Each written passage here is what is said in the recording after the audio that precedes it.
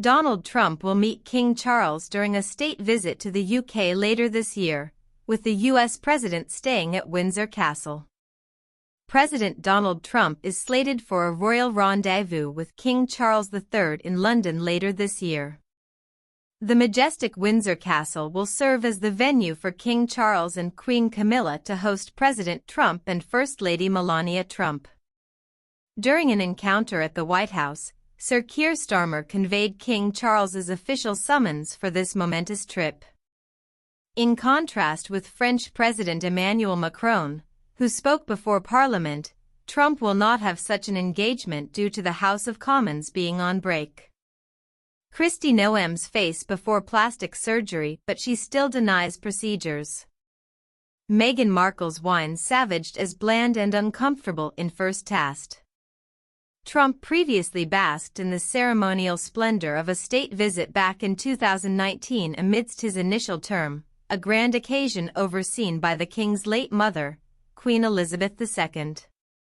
Trump was reportedly humbled upon receiving his invitation, declaring it a great honor, and showed particular enthusiasm about his upcoming stay at the historic Windsor Castle, just a stone's throw from London.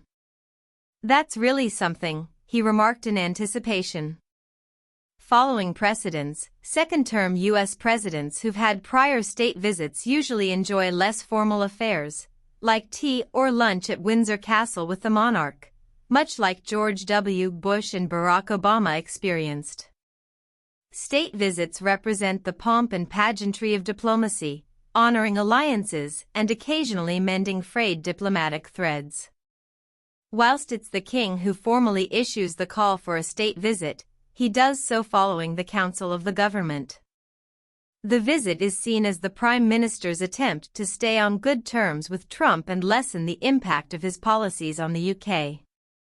The warm relationship between them appears to protect the UK from the substantial tariffs the US has inflicted on other nations.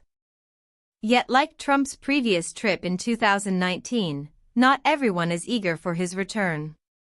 That visit ignited a day of protests, marked by a giant blimp of him as an angry orange baby hovering outside Parliament.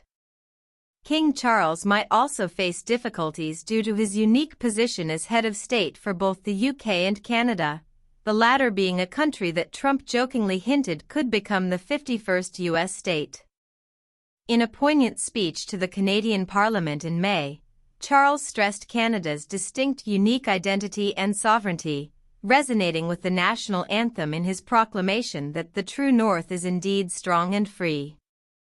State visits to Britain are highly prized by world leaders because of the extensive royal ceremonials provided, such as military salutes, carriage rides, and extravagant state banquets organized by the monarch.